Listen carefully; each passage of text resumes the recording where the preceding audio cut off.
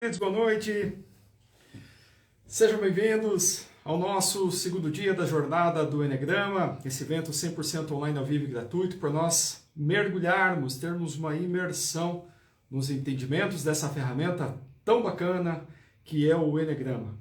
Uma ferramenta que ela dá para nós a possibilidade de nós dominarmos as técnicas que nos ajudarão a ler os comportamentos das pessoas, a entender tanto, mas tanto de ser humano, que nós teremos sempre uma capacidade a mais, através da nossa desenvoltura dessa capacidade, habilitando a nós mesmos, com a inteligência interpessoal, ou seja, essa capacidade incrível de entender de gente, e a inteligência emocional, essa capacidade incrível de saber lidar com as nossas emoções diante das pessoas.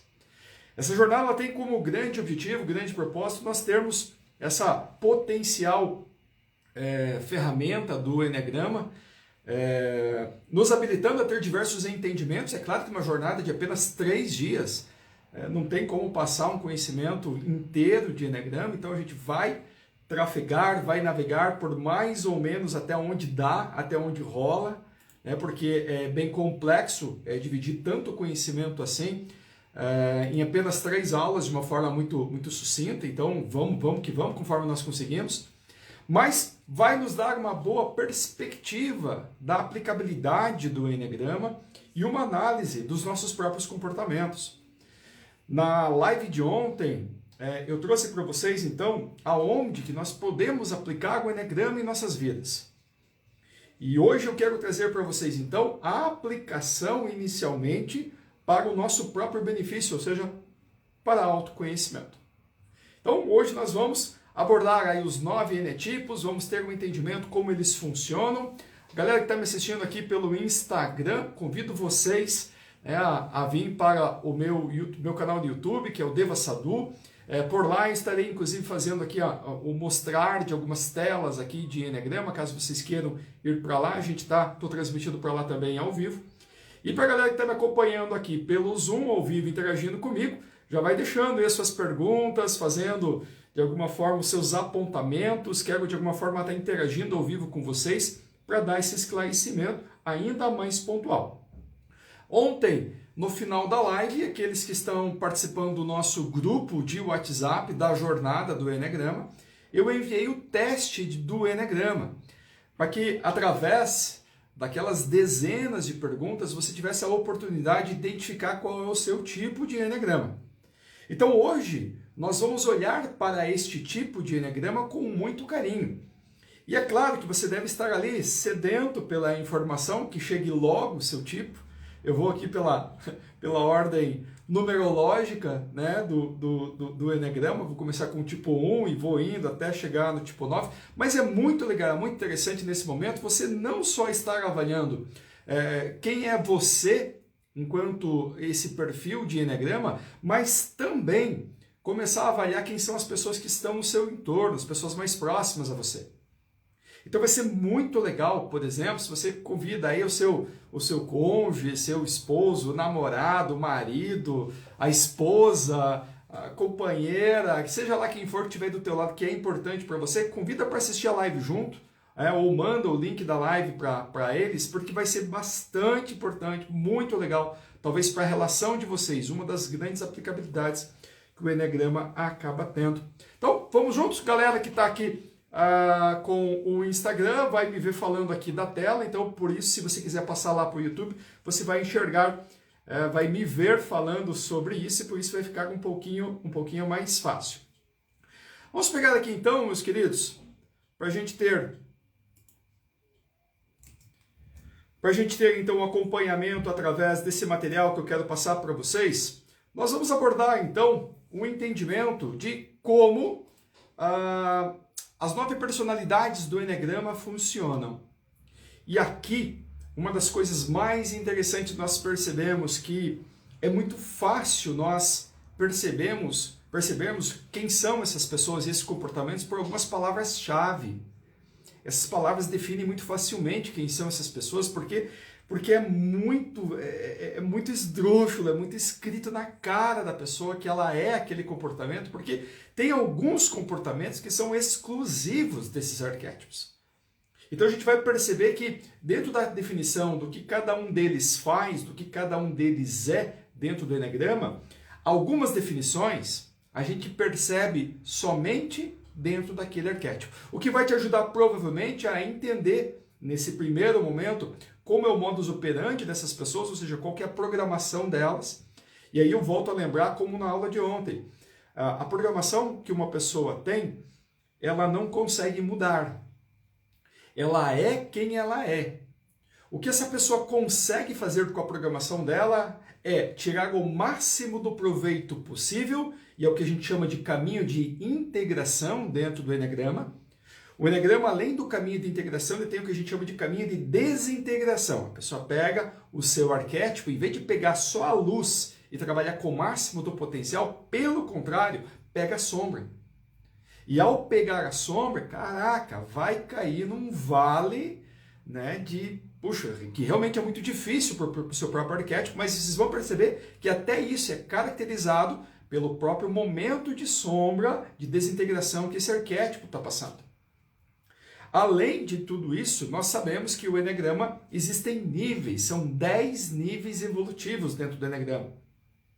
Os autores costumam dizer que nós, que já começamos esse trilhar do autoconhecimento, nós provavelmente estamos numa situação de estarmos além no nível intermediário, né, que a gente chama saudável, entre um posicionamento talvez 6 ou 7, sendo que 8, 9 e 10 já são para grandes avatares, já são para pessoas assim que estão no nível muito alto de integração de vida, de destino, de alma e tudo mais. Então, se a gente reserva para as grandes personalidades da história da humanidade um 10, por exemplo, é claro que a gente não vai, a gente fizer uma comparação, nós não somos essas personalidades, né? E aí é claro que vai sobrar para nós tudo aquilo que está abaixo do 9.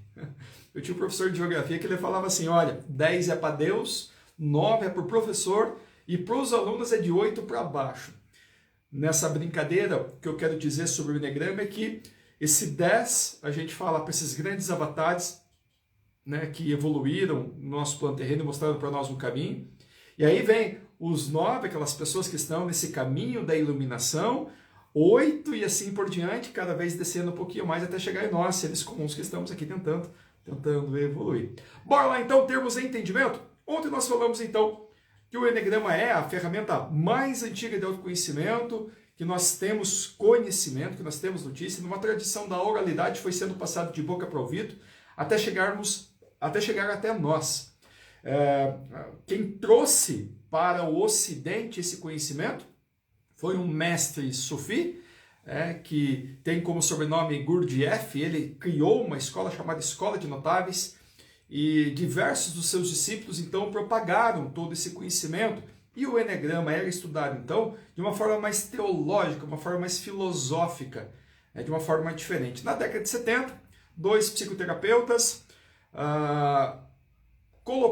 entenderam que era possível, através dos 9 arquétipos, trazer a tipificação. Então veio o que a gente chama de Eneagrama das personalidades. Então, nós vemos uma nova forma de lidar com o Eneagrama a partir do momento que esses dois indivíduos trazem as 9 personalidades. E o que nós vamos falar hoje justamente é sobre as 9 personalidades. Trazendo já um pequeno resumo do que a gente vai fazer na aula de amanhã. Bem, para quem ingenuamente pensa, Eneagrama é só isso então eu sei quais são as 9 personalidades e fechou? Bom se fosse. Amanhã nós vamos falar sobre os subtipos do Eneagrama.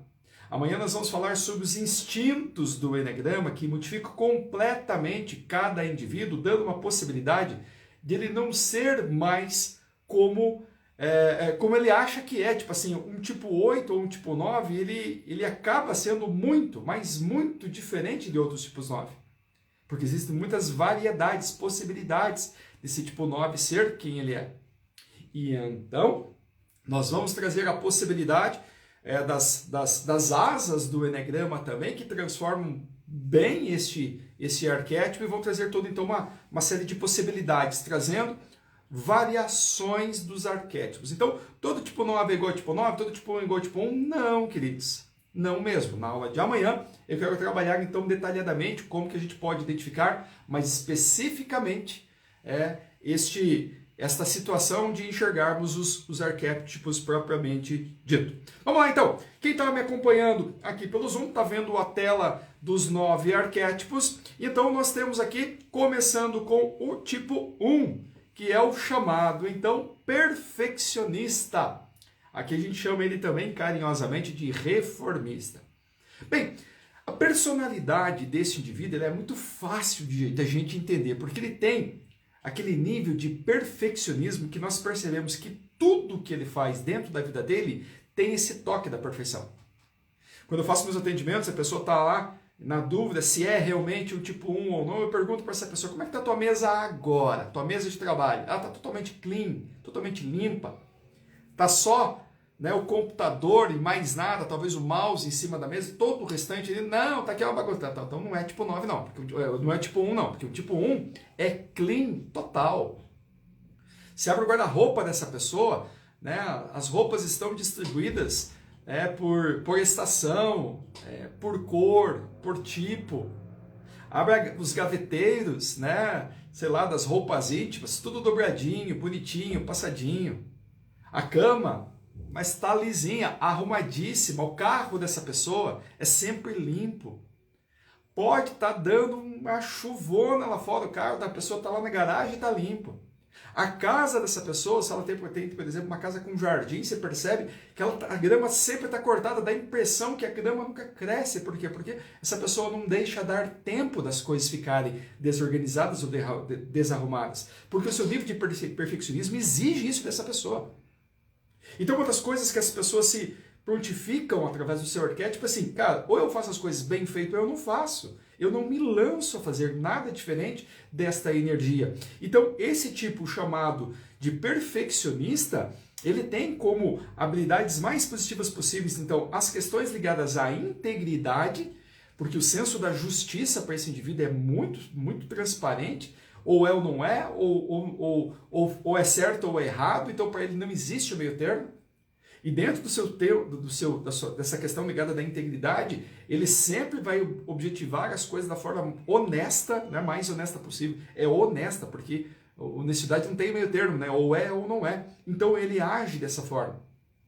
Dentro dessa personalidade, a gente vê outras pessoas na vida que podem ter asa com o tipo 1. Por exemplo, um tipo 9 pode ter asa com o tipo 1, a gente está vendo aqui pela imagem. O tipo 2 pode ter asa com o tipo 1. E o tipo 6 ele pode ser parecido no nível de exigência com o tipo 1. Só que esse nível de perfeccionismo é o que eu chamo de perfeccionismo endógeno. A pessoa é perfeccionista. E o grande problema é que ela se frustra com todo mundo que não entende a vida como ele entende. Porque ele entende que se as coisas estão organizadas, a vida flui de uma maneira muito tranquila. Os demais arquétipos gostam de organização, mas não têm essa capacidade de o tempo todo não deixar nada para trás. Então são pessoas que, por exemplo, a gente vai perceber que elas têm uma especial habilidade de colocar toda a sua vida de forma detalhadamente organizada para estar acontecendo. E isso vai permitir, então, que esses indivíduos tenham esse toque, essa elegância, essa fineza, esse requinte ligado a tudo no seu lugar, tudo de forma perfeita. Então aqui nós entendemos como funciona o tipo 1 dentro aqui do Eneagrama. Vamos falar então sobre o tipo 2, como que ele funciona, como que ele entende a vida. O tipo 2 ele tem uma qualidade que ele é colocado aqui dessa forma singela, é chamado assim de o ajudante. Por que a gente fala que é o ajudante? Porque essa pessoa, ela tem uma habilidade, estou vendo que alguém está com o áudio ligado aqui, meus queridos, aqui no nosso grupo do Zoom, se vocês puderem desligar o áudio de vocês, por gentileza, fica mais fácil para mim. Eu estou colocando todo mundo no silencioso aqui, fica mais fácil. Aí, agora deu certo. Então, o tipo 2, ele tem uma personalidade que ele é chamado, o seu codinome, né, mais profundo, tem uma relação em ser doador. E quem é o doador nessa parada toda? Se a gente pensa assim, sistemicamente falando, das 3 leis sistêmicas que nós conhecemos lá de Bert Hellinger, a terceira lei sistêmica ela fala no equilíbrio nas trocas entre o dar e receber. Pois bem, o tipo 2 é o tipo da pessoa que ela só sabe dar, ela só sabe se doar. Se doa de forma profunda para tudo que ela faz. É interessante quando nós analisamos esse tipo de personalidade, ela tem um especial relacionamento com pessoas de poder e adora fazer com que essas pessoas sejam cada vez maiores. Na visão de um tipo 2, é assim, eu não gosto de palco, eu não gosto de aparecer. O que eu gosto, na verdade, é de ser importante na vida das pessoas, colocando elas aonde elas merecem estar, através da minha ajuda. Então o tipo 2 ele pensa mais ou menos assim, eu ajudo as pessoas a se tornarem o que elas podem ser. Eu faço pelas pessoas toda a minha ajuda, todo o meu servir a elas, para que de alguma forma, inclusive, eu me torne indispensável na vida dessas pessoas. Então, seja pessoalmente falando ou profissionalmente falando, são pessoas tão atiradas em ajudar os outros que elas têm uma tendência a esquecer de si mesmas. E aí é óbvio que vamos ter muitos problemas ligados a uma questão emocional profunda que o tipo 2 tem que trabalhar sobre ele mesmo. O tipo 2 ele entra nessa tríade, que amanhã a gente vai aprofundar um pouquinho mais, entre os tipos 2, 3 e 4, que é da energia emocional. Representa que essas pessoas elas tentam entender a vida através das emoções. E esses tipos especificamente, eles têm o que eu chamo de um vazio emocional. Eles querem preencher esse vazio emocional, que dá a eles a incapacidade de ter o amor próprio, a vontade de fazer alguma coisa para que eles se sintam amadas. O que o tipo 2 faz? Ele começa a ajudar as pessoas. Ele esquece das suas prioridades, coloca as prioridades dos outros em primeiro lugar, são trabalhadores inveterados, são trabalhadores assim de muita energia, de muita potência, e tudo que eles fazem tem esse foco. Eu preciso preencher o meu vazio interior, do meu sentimento de não me amar, de não me sentir amado. Mas quando eu estou ajudando as pessoas, e elas de alguma forma olham para mim sorridentes pelo trabalho que eu estou fazendo para elas, então eu me sinto satisfeita, me sinto leve, me sinto amada, pelo que os outros percebem de mim. Então aqui nós tivemos um entendimento, o tipo 2, quando está integrado, então ele se torna uma pessoa muito íntegra, de bom senso, mas quando o tipo 2, aliás, é uma pessoa muito generosa, com um poder, né, de doação, de cura gigantesco, mas o problema do tipo 2, quando ele acessa esse lado mais negativo dele, que é o lado da desintegração, ele entra na adulação e na possessividade. Lembra que eu falei que ele quer ser amado pelo que ele faz para os outros? Pois é, então aqui entra aquele lado adulador que as pessoas têm, né? Literalmente, tipo assim, vou fazer de tudo para ganhar essa pessoa. E aí tem essa questão ligada à possessividade, né? Um tipo 2, quando está desintegrado, ele de alguma forma se faz, né, ser indispensável na vida das pessoas e quer que as pessoas de alguma forma também a percebam como sendo uma pessoa indispensável. Vamos lá, tipo 3 do Enegrama, aquele que tem um apelido singelo do realizador. Essa pessoa, ela tem um especial entendimento na vida dela, que a vida dela, para valer a pena, tem que ter uma correlação com a alta performance que ela é capaz de realizar. Neste caso em especial, a criança do tipo 3 descobriu lá na infância dele que ele só seria amado se ele tivesse alta performance. Se na escola ele chegasse em casa com boas notas, se das competições ele chegasse em casa com algum troféu ou com alguma medalha. Então, na mente de um tipo 3, ele pensa mais ou menos assim, cara, a vida só premia, só valoriza, as pessoas só amam quem tem alto resultado. E então, Essa pessoa busca para a sua vida a personalidade do êxito. Então ela se autoproclama, eu sou uma pessoa de êxito. São pessoas que têm uma dificuldade gigantesca em lidar com o fracasso. Para elas, a energia, gente, 20 horas de bateria por dia é totalmente focada na realização, né, dos seus objetivos de vida. Para eles é meta em cima de meta, resultado em cima de resultado. Estão fazendo isso por grana? Não. Estão fazendo isso pela conquista dos seus sonhos? Não. Estão fazendo isso porque querem aplauso e reconhecimento das pessoas. O prêmio pelo prêmio. A compra, a aquisição pela aquisição, para eles não importa, a não ser que o prêmio ou a aquisição tragam para eles uma notória presença na vida das pessoas, ou seja, aquela situação de estar no palco, de estar sendo visto, de estar sendo ovacionado. Por quê? Porque aqui a ideia sagrada que ele acaba tendo é que só existe amor dentro da alta performance. Então são pessoas que vão buscar esse nível de energia, de excelência nas suas vidas, né, com autenticidade, com toda a força, não medem esforços para a realização dos seus objetivos. A desintegração de um tipo 3, ela se dá quando eles começam a querer o sucesso a qualquer custo. Os tipo 3, meus queridos, vocês não estão entendendo, eles são os melhores vendedores que existem. São as pessoas que provavelmente você deve mais seguir dentro dos conteúdos que você segue. Se você tem uma linha assim de seguir pessoas mais dessa linha mais alta performance, resultado, sabe aquela galera que está nas viagens, nos iates, né, que mostra o carrão de luxo atrás delas, que estão na sua mansão, e elas vendem sucesso e falam de sucesso o tempo todo? Isso é tipo 3. O problema é que na desvirtude de um tipo 3, existe algo que na mente dele, ele não carrega culpa nenhuma. Ele pensa assim, cara, o fim para mim justificam os meios. Como eu cheguei no sucesso, bem, a vida é um campo de batalhas e a gente tem que usar as nossas armas. É o pensamento do tipo 3.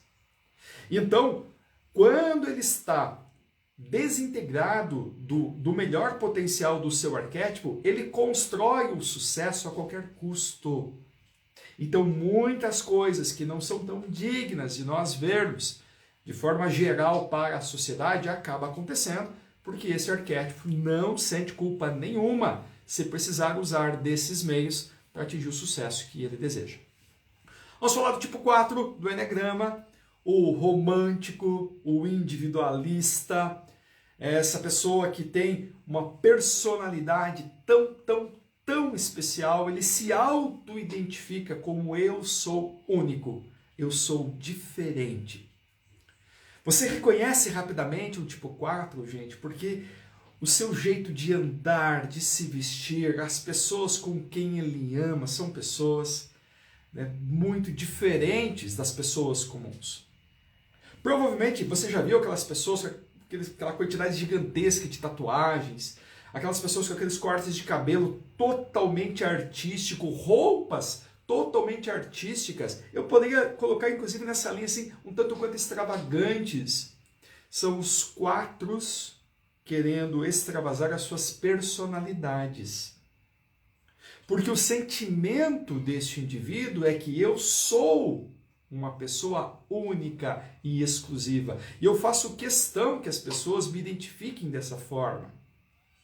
Quando um 4 surge na nossa frente, nós os percebemos rapidamente. Pelo vestuário, pela aparência, pelo seu estilo de vida. Totalmente na contramão da sociedade, totalmente diferente do que a grande massa acaba sendo. Um tipo 4 nessa questão ligada a essa identidade de exclusividade são pessoas emocionais e de emoções profundas. Estão aí nessa tríade, né? 2, 3 e 4. Indivíduos que têm questões emocionais muito profundas a serem trabalhadas. Mas o tipo 4 ele tem 2 ideias de vida. Pensamentos conectados sempre ao passado ou pensamentos sempre conectados ao futuro. Mas fala assim, mas qual é todo mundo assim? Pois é, só que o tipo 4 ele vive romanceando a sua vida. Ou com uma eterna saudade, num tom de fala sempre melancólico, de um tempo que ele viveu, de uma coisa que foi muito legal na vida dele, ou sobre a perspectiva daquilo que poderia ser da sua vida. Se você pergunta para o tipo como está você, é um prato cheio para ele. Por quê? Porque ele vai colocar para fora uma série de questões que não estão bem na vida dele, questões emocionais. Então ele acaba sendo muito dramático. Aliás, a dramaturgia, na dramaturgia é o local que nós mais encontramos o tipo 4. Por quê? Porque eles normalmente utilizam essas dores profundas que ele sente, as suas emoções, para se conectar com as artes. Então nós vemos eles nos palcos, né? Nós vemos eles na literatura, na música, nós vemos eles nas artes. Por quê? Porque eles são essas pessoas que nos conectam de forma profunda com a arte, são os nossos artistas. Por isso tem um lado emocional, sentimental muito profundo que os conecta com a sensibilidade de quem eles acabam sendo. Quando está, então, num caminho de integração positivos, são pessoas extremamente criativas e pessoas extremamente intuitivas. Já pensou colocar um tipo 4 para gerenciar uma equipe de vendas numa empresa? Não rola, né, gente? Já pensou em colocar um tipo 4 para organizar um setor, né, de, sei lá, técnico de controle de qualidade total dentro de uma organização?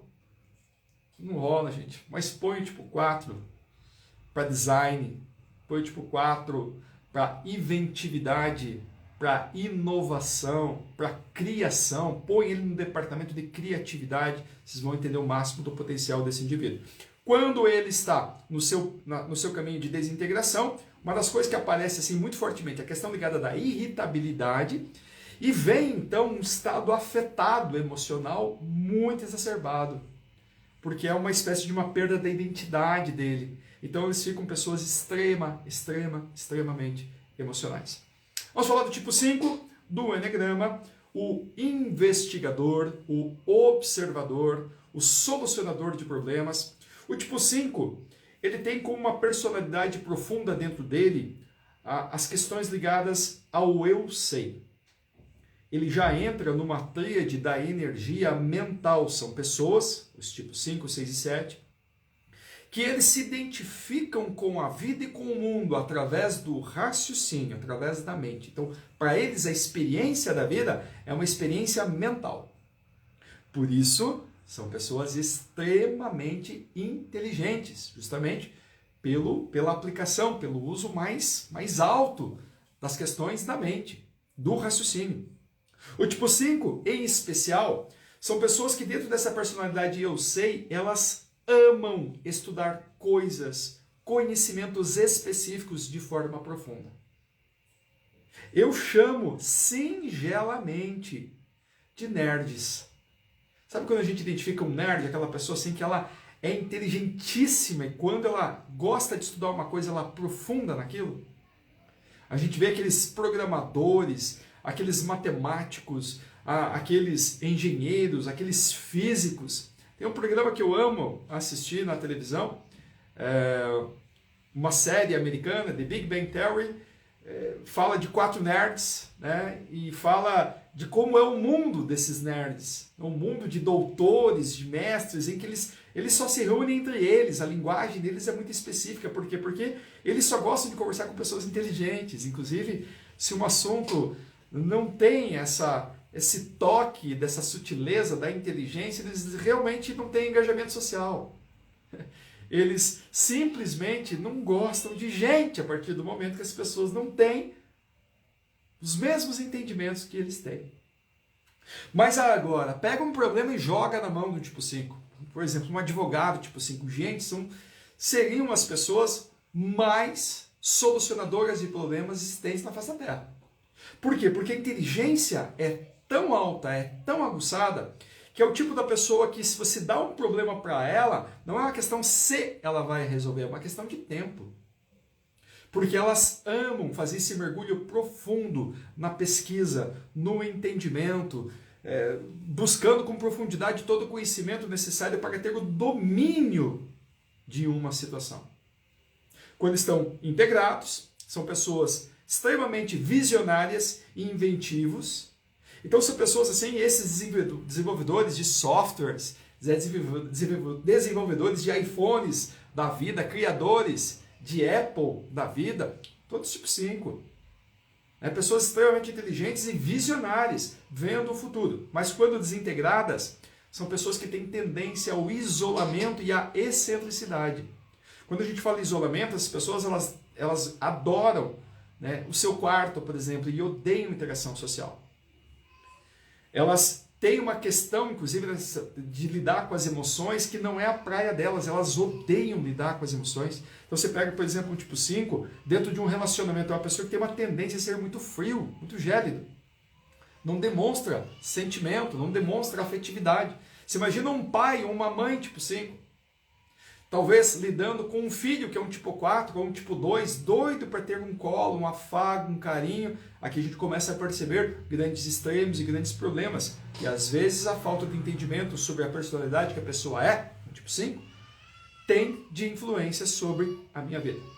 Vamos falar então sobre o tipo 6, um indivíduo chamado de o questionador, uma pessoa que ela tem uma habilidade de, na mente dela, gerar muitos questionamentos sobre tudo aquilo que é apresentado para ela. Um tipo 6, por exemplo, se nesse exato momento está assistindo a live, o tipo 6 ele provavelmente deve estar pesquisando em paralelo tudo isso que eu estou dizendo, tentando buscar qual é a fonte, qual é a veracidade por trás de tudo isso. E, é claro, trazendo outras questões diversas, né, de dúvidas sobre aquilo que está sendo dito. Então aqui vem o entendimento, pô, será que essa pessoa está dizendo aquilo que é realmente verdadeiro? Será que essa pessoa tem conhecimento para isso? Será que isso que está sendo dito é fidedigno, é real, é verdadeiro? Ele não fica só nos questionamentos internos, ele começa então a explicitar. Então são pessoas altamente responsivas, altamente questionadoras. Você vai comandar um tipo 6, vai pedir para um tipo 6 fazer tal coisa, ele vai vir com os seus questionamentos. E aí eu percebo um dos grandes papéis que fundamentam um tipo 6, né, na face da Terra. Toda a evolução de tudo aquilo que nós já fizemos até hoje foi um tipo 6, que de alguma forma perguntou, questionou, dizendo mais ou menos assim, mas isso que está aqui é o melhor? Não existe outra forma de se fazer? É o mais viável? Então, dentro desses questionamentos todos, claro, uma ampliação de resultados das nossas vidas. Então, o tipo 6, ele tem como essa personalidade maior o seu sentimento de lealdade, aquela pessoa que é comprometida, né, que tem o seu dever, né, como coisas assim, primordiais para a sua vida. Pessoas, então, que na sua personalidade positiva, quando está positivo, trabalham fortemente a sua coragem, a sua lealdade, mas quando negativo, startam dentro deles muito fortemente o medo, a rebeldia e a ansiedade. E é algo que acaba dominando essas pessoas uma boa parte das suas vidas, porque nós o tempo todo estamos, né, caindo da luz para a sombra. E aí surge dentro desse indivíduo um medo paralisante de tomar decisões para ir para a vida. Somente quando ele tem a percepção total do momento que ele está vivendo, é que ele para de viciosamente protelar as coisas por medo da tomada de decisão. Vamos para o tipo 7 do Eneagrama, uma pessoa que é carinhosamente chamado de entusiasta. Eu batizo o tipo 7 carinhosamente do Peter Pan, né, do nosso Eneagrama. Por que Peter Pan? Por causa da jovialidade, né, desse instinto de criança, de alegria, de festividade, de inteligência, de sagacidade. O tipo 7 tem uma busca infinita pela vida feliz. Então são essas pessoas otimistas nesse grau altíssimo o tempo todo. E elas estão cantarolando, estão sambando, estão de alguma forma entretendo as pessoas, interagindo com as pessoas de forma positiva, levando as pessoas para cima. Com essa toda positividade que é intrínseca a eles, eles têm esse hábito de ver a vida numa lente mais colorida. São os tipos das pessoas que vão enxergar o copo sempre meio cheio. E essa positividade que elas têm é a forma com que elas gostariam de viver as suas vidas. Porque dentro da cabeça delas, assim, cara, mas se dá para ser feliz, por que a gente vai fazer diferente? Se dá para ser fácil, por que a gente vai fazer diferente? Vamos nos divertir, vamos fazer ficar legal, vamos fazer ficar fácil. E então essas pessoas têm essa potência de, na vida, trazer alegria, motivação, felicidade. Um ponto negativo que essas pessoas têm é justamente quando elas precisam ter um contato com a realidade da vida, quando elas são chamadas para interagir com as questões que precisam ser resolvidas, com os problemas. Como são pessoas muito inventivas, elas sempre estão em busca de desafios. Então, se quer ver um tipo 7 voando, ele está motivado em realizar algo, em alcançar algo, porque são indivíduos extremamente competitivos. Então, eles querem alcançar algo pelo desafio de alcançar. Quando terminou o desafio, terminou a competição, eles meio que perdem um pouquinho do entusiasmo. Às vezes, quando surgem grandes problemas que precisam ser administrados, há uma tendência de também abandonar o projeto, porque quando as coisas não são mais divertidas, perdem para ele, né, a motivação de estar lá fazendo. Então, esse contato, né, com a dificuldade, com a dor, com os problemas, não é um lugar que ele se sente muito confortável, é uma tendência de não querer ficar naquele lugar. Como são pessoas assim que adoram liberdade, são pessoas que adoram, né, estar trabalhando de alguma forma conectados com pessoas, com movimentação, com a vida. Lugares fechados, trabalhos burocráticos, realmente não é o seu lugar favorito de viver. Inclusive, se permanecem lá por muito tempo, provavelmente vão querer migrar, né, de posição, de trabalho, de empresa, alguma coisa assim, porque tem esse desafio ligado à sua vontade de serem livres, né, de poderem expressar, né, uma vida mais solta. Tipo 8, também singelamente chamado do líder, uma pessoa que tem uma figura desafiadora, que tem como emblema da sua personalidade o eu sou forte. Para um tipo 8, lá na infância dele, ele descobriu que a vida ela acaba sendo muito mole, muito frouxa, a partir do momento que ele se torna mole e se torna frouxo. Então a vida é dura se você é mole. O que o tipo 8 desenvolve já na sua infância é uma personalidade forte. Eu costumo dizer que é a armadura do tipo 8. Lá na infância tiveram contato com questões ligadas à rejeição, tiveram contato com questões ligadas à injustiça, seja com ele mesmo ou ele presenciou injustiças. Então essa pessoa ela tem na sua vida adulta uma personalidade que está o tempo todo lidando com a rejeição e está o tempo todo lidando com as injustiças.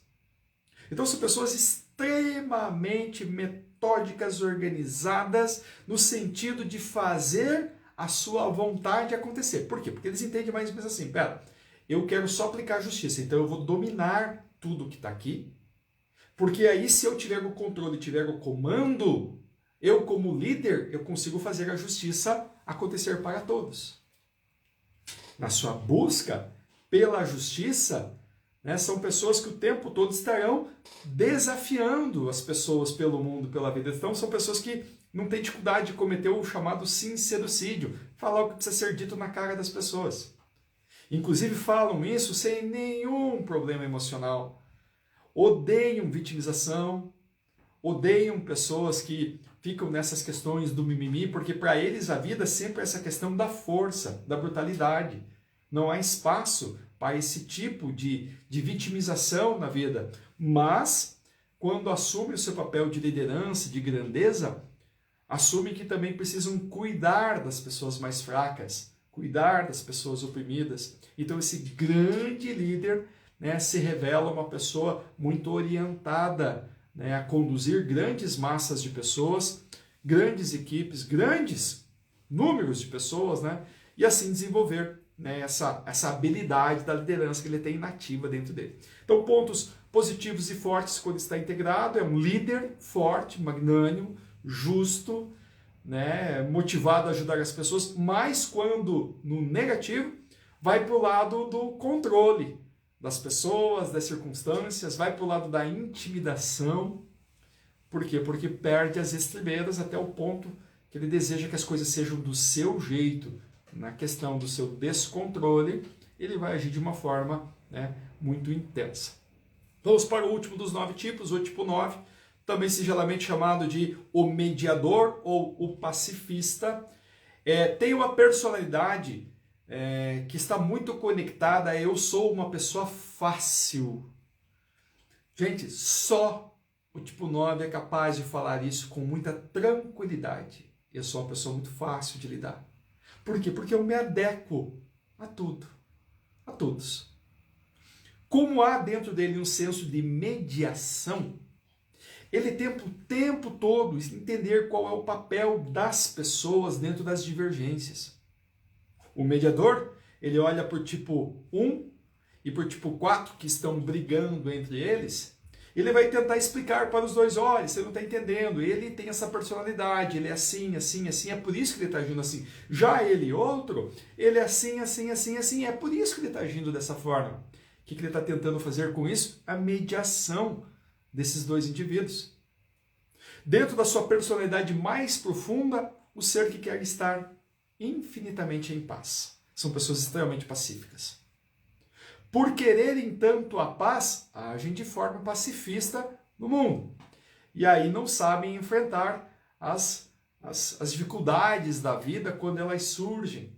Porque tudo que exige dele algum nível de conflito com as pessoas, ele tem o dom da protelação, de deixar para depois. Se é uma decisão complexa, difícil, se é um rompimento, uma separação, algo do gênero que vai mexer emocionalmente, se torna um baita de um protelador, porque ele não quer magoar. Ele não quer, de forma nenhuma, fazer com que a outra pessoa pense algo ruim dele. Quando criança, um tipo 9, ele aprendeu que a melhor forma de ser amado é sendo bonzinho. E o do adulto não desconectou disso ainda, não. Então, ser bonzinho é a forma que ele escolhe da sua máscara de vida, é a forma com que ele acredita que é a verdade da vida, sendo amado, sendo pouquíssimamente combativo. Mas qual que é o problema da realidade na terceira dimensão e na matéria? Bom, a realidade é que aqui as pessoas não são boazinhas assim como ele pensa, não. E aí, quando ele começa a desencontrar esses tipos de conflitos, ele vai saindo, né, da sua zona de conforto, que é a zona da paz que ele tem, e ele é obrigado a acessar algo que está dentro dele, que ele vem engolindo, que fala sobre a raiva que ele engole. Trabalha, então, aquilo que a gente chama da agressividade passiva. O tipo 9, quando ele está sentindo a raiva dentro dele, o que ele faz para externar se ele é um pacifista? Ele simplesmente desengaja, ele não faz nada. É o que a gente chama de agressividade passiva. Porque ele está com muita raiva, ele simplesmente emudece. Ele fica quieto, ele para de interagir, ele para de participar, para de contribuir, para de falar, para de tudo. Seus pontos positivos principais, união e diplomacia. E é claro, dentro do seu estado mais negativo, a questão da passividade também, da teimosia. Acaba deixando grandes coisas para depois. Então aqui na live de hoje a gente está falando sobre os arquétipos do Eneagrama, né? E nós tivemos esse entendimento, como que os 9 tipos acabam funcionando. E aqui a gente já começa a perceber dentro desse primeiro descritivo, gente, super, mega, ultra sucinto, porque em função do tempo não dá para a gente aprofundar mais sobre os 9 arquétipos. Nós vamos tendo uma percepção que cada pessoa ela é do jeito que ela é, conforme a sua programação. Aqui a graça do estudo do Eneagrama, do estudante do Eneagrama, é ter a possibilidade de aprofundar esse entendimento, esse conhecimento, em primeiro lugar, para autoconhecimento e domínio próprio. Mas em segundo lugar, para a nossa habilidade das relações humanas. Porque agora, tudo que nós faremos com as outras pessoas, eu conseguindo estar identificando quem elas são, eu vou ter um caminho a ser desenvolvido que vai facilitar a minha vida na interação com esse indivíduo. Então, como eu falava na aula de ontem, a minha habilidade de comunicação melhora, as minhas habilidades de relações humanas melhoram, a minha habilidade de liderança melhora, as minhas habilidades comerciais vão melhorar. Por grande consequência, então, a minha inteligência interpessoal e a minha inteligência emocional ficarão em níveis altíssimos. Como é que está aí para vocês esse resumão de Eneagrama dentro da nossa aula 2? Algumas pessoas aqui estão interagindo comigo aqui pelo chat do Zoom, outras pessoas eu vi que colocaram aqui seus comentários aqui pelo Instagram. Então aqui a minha amiga Mike está aqui na dúvida, não sabe ainda se é um 7 ou se é um 9, né? Ficou aqui de uma forma... Mas é bem assim, Mike, preciso te dizer que são dois arquétipos que eles têm muita semelhança na forma de pensar sobre a vida. Porque ambos acreditam que a vida é um lugar legal para se viver, que as coisas não precisam ser difíceis, né? Para que dureza? Para que estresse? Para que essa briga toda? Então, os dois arquétipos têm essa mesma visão sobre a vida. Eles odeiam, né, de alguma forma, lidar com as coisas que são desconfortáveis, que são deselegantes. Então, eles têm uma pré-identificação muito forte. É muito comum, quando nós encontramos dentro das avaliações de perfil, a pessoa colocar se ela tem ou é 7 ou é 9, esses dois arquétipos terem uma pontuação muito alta, né, dentro da sua avaliação, por conta justamente eles têm assim, muitas coisas semelhantes, parecidas, né? Vamos lá, o André, meu querido Prenhatashi, querido, eu tipo 8, você está perguntando, Andrezão, tem tudo para ser, hein, querido? Tem tudo para ser.